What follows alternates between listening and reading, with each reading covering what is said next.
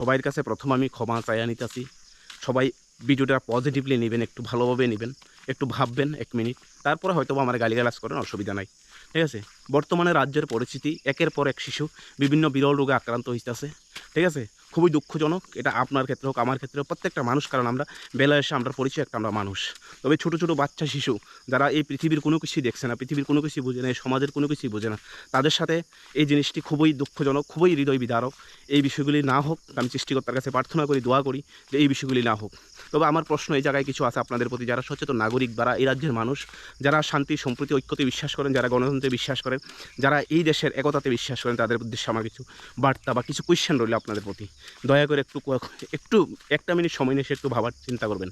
দেখেন, বর্তমানে যেই বাচ্চাগুলির ত্রিপুরা যে ভয়াবহ ঘটনাগুলি হইতেছে বা যে বিরল রোগে আক্রান্ত হইতেছে, এর জন্য রাজ্যের মানুষ, জাতি, ধর্ম, বর্ণ নির্বিশেষে সকল অংশের মানুষ, শুধু রাজ্য না, রাজ্যের বাহিরের মানুষও ক্রমাগত পরিশ্রম করতেছে। তাদের অক্লান্ত পরিশ্রম, তাদের প্রতি আমার অন্তঃস্থল থেকে তাদের প্রতি আমি কৃতজ্ঞতা প্রকাশ করছি। যেহেতু আমি ব্যক্তিগতভাবে আমি কোনো কিছু করতে পারতেছি না, ডোনেশন হচ্ছে আলাদা বিষয়। মাঠে নাইমা সেটা কাজ করা, মানুষের সাথে ইন্টারাকশন করা, মানুষের সাথে টাকা ফান্ড কালেকশন করে সেটা তাদের গার্ডিয়ানের হাতে পৌঁছানো, এটা অনেকটাই স্টাফ একটা জিনিস। আর এটা সবাই করতে পারেন এই মহৎ কাজগুলি। ঠিক আছে? তাদের প্রতি আমি একদম নরমস্তকে তাদের কাছে আমি কৃতজ্ঞতা প্রকাশ করতেছি। তারা যেভাবে দিন রাত অক্লান্ত পরিশ্রম করতেছে। ঠিক আছে? এর মাঝখানে মানুষ বিভিন্ন ধরনের বিভিন্ন মন্তব্য করে, সেগুলি খুবই নিচু মানসিকতার যেহেতু আমি এই বিষয়টার ভিতরে আমি ডাইরেক্টলি আমি কোনো কিছু করতে পারতেছি না, তাইলে আমি এটা নীরব থাকারই সবচেয়ে শ্রেয় মনে করি। যারা চিল্লাচিল্লি করে না, এসেরা কিছু পাগল ছাগল আছে, তাদের কাছে আমি একটাই রিকোয়েস্ট করবো, অ্যাকচুয়ালি চিন্তা ভাবার বিষয় আছে। আর একটা জিনিস, সব কিছু নিয়ে সোশ্যাল মিডিয়াতে রাজনীতি করা বা ক্রিটিসাইজ করা বা পলিটিক্স করাটা বা নিজের ভিউ বাড়ানোর জন্য এই জিনিসটি খুবই লজ্জাজনক। এটা মানুষ কিন্তু বোঝে। ঠিক আছে? যাক, বিষয় বা টপিক আই। বর্তমানে রাজ্যের যে পরিস্থিতি উপেক্ষা করতেছি আমরা, সেখানে দেখতেছি একটা বাচ্চা শিশু বাঁচানোর জন্য, সাধারণ একটা বাচ্চা শিশুরে বাঁচানোর জন্য আমরা না জাত দেখি, না ধর্ম দেখি, না কর্ম দেখি, আমরা সকল অংশের মানুষ একত্রিত হয়ে সেরা এই জিনিসটারে, এই বাচ্চাটারে, এই সন্তানটারে ত্রিপুরা ফুলকে বাঁচানোর জন্য আপনার চেষ্টা করতেছি। বিশেষ করে এখানে ভূমিকা থাকে রাজা সাহাজেনি। উনি রাজনৈতিকভাবে হয়তো বা বিজেপি করেন, তাহলে ওনার ব্যক্তিগত অভিরুচি। ঠিক আছে? কিন্তু বেলা শেষে আমরা মানুষ, উনি যে মহৎ কাজটা করতেছেন, মানে খুবই কিতা গুজাম, অসাধারণ। সত্যি কথা যেটা, সেলুট ভাই। রাজা সাহা যেভাবে আপ্রাণ চেষ্টা করতেছে, বাচ্চাদের জন্য কাজ করতেছে, ইভেন, ঠিক আছে, ওনার ইশারায় আমাদের ভারতবর্ষের সবচেয়ে বড় ইনফ্লুয়েন্সার, ফেসবুক ইনফ্লুয়েন্সার, যে মানবতার ফেরিওয়ালা, যে হুসেন মনসুরি স্যার আইসে এই ত্রিপুরা রাজ্যে, সেটা আমাদের গর্ব। এবং হুসেন মনসুরি স্যার আইসেরা এই যে বাচ্চাদের জন্য কোনো একটা কিছু করছে বা করতে আছে, সেজন্য আমরা গর্বিত। ঠিক আছে? এবার বিষয়ে আসা যাক, মূল বিষয়গুলি। আমার বিষয় হচ্ছে এই রাজ্যে আমি শুধু এই রাজ্যের কথা বলতেছি, এই রাজ্যে 5 বা 6 লক্ষ মুসলমান বসবাস করে। ঠিক আছে? মাত্র 5 হয়েছে 6 লক্ষ মুসলমান বসবাস করে। আমরা ধর্মগতভাবে আমরা ইসলাম ধর্মটা পালন করি। ঠিক আছে? আমরা জানি আমরা বেলা শেষে আমরাও মানুষ। তবে আপনারা যারা বুদ্ধিজীবী, আপনারা যারা এই সমাজের জন্য এখন অক্লান্ত পরিশ্রম করতেছেন বা যারা করেন না, প্রত্যেকটা মানুষের কাছে আমার কিছু প্রশ্ন, একটু মন দিয়ে শুনবেন। ঠিক আছে? যখন একটা বাচ্চা শিশু বাঁচানোর জন্য আমরা না ধর্ম চাই, না জাত চাই, না তার হিস্ট্রি চাইতে কোন রাজনীতিক, না কোন সাথে জড়িত, কী সাথে জড়িত, আমরা এককভাবে কাজ করি, কারণ আমাদের টার্গেট বাচ্চা শিশুটাকে বাঁচাইতে লাগবো। ঠিক আছে? তাইলে বাচ্চা শিশুদের বাঁচাইতে লাগবো। তাইলে এত বড় একটা রাজ্য, এত বড় একটা সমাজ, এত বড় একটা শিক্ষা ব্যবস্থা, এত বড় একটা রাজ্যের শাসন ব্যবস্থাকে যদি টিকাই রাখতে চাই, সুন্দরভাবে পরিবেশ করতে চাই, বাঁচাইতে চাই, তাইলে কি আমরা হিন্দু, মুসলমান, শিখ, ইসাই, ট্রাইবেল, বাঙালি করে আমরা করতে পারবো? অবশ্যই পারতাম না আমরা করতে। তাহলে এই বিষয়গুলি আমরা বুঝি না কেন? কারণ দেখেন, এই রাজ্যের মুসলমান 2018 পর, 2018 বিজেপি সরকার ক্ষমতা আসার পর একটানা দুইটানা বারবার 20 হইতে 25 বার আক্রমণ হয়েছে। একবার দুইবার না। এই রাজ্যে বিজেপি 2018-তে আসার পর সংখ্যালঘু মুসলমান এই রাজ্যে একমাত্র সার অপরাধ হে মুসলমান, একমাত্র হেদের অপরাধ হে দাড়ি টুপি রাখে, একমাত্র হেদের অপরাধ হে ইসলাম ধর্মাবলম্বী। এই কারণে 20-এর অধিক এই রাজ্যের মানুষ, মুসলমান, সংখ্যালঘু মুসলমান আক্রমণ হয়েছে।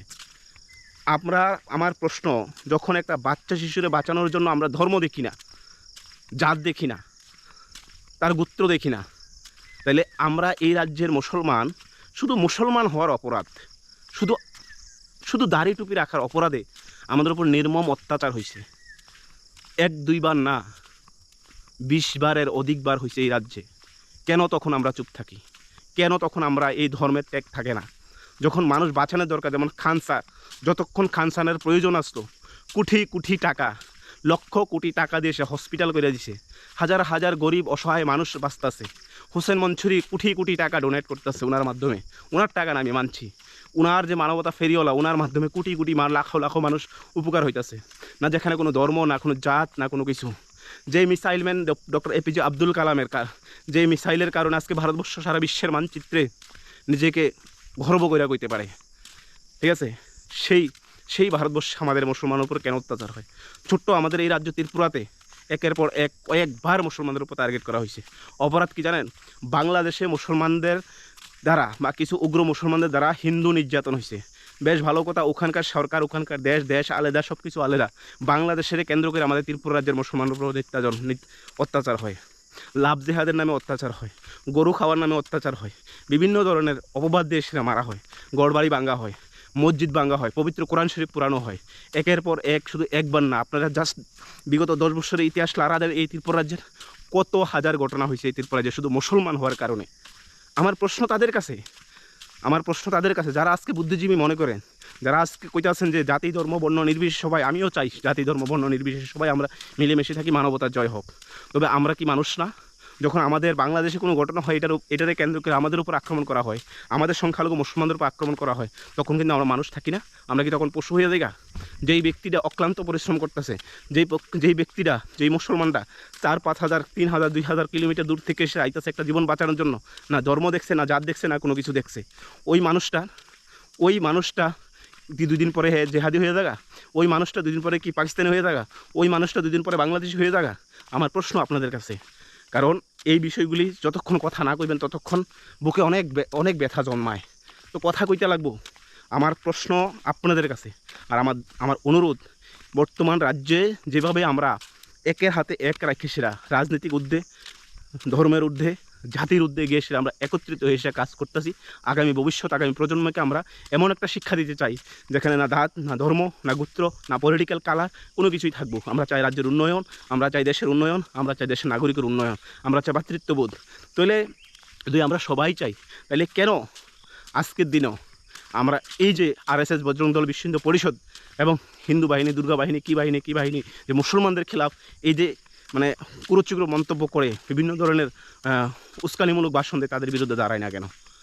পলিটিক্যাল ফায়দা, ঠিক আছে, পলিটিক্যাল ফায়দা, তাহলে কি একটা জাতিকে কেন্দ্র করে সে পলিটিক্যাল ফায়দা নেওয়া দেবে? সেটা ঠিক? তো প্রত্যেকটা মানুষের দায়িত্ব আছে এটা নিয়ে কথা বলার জন্য।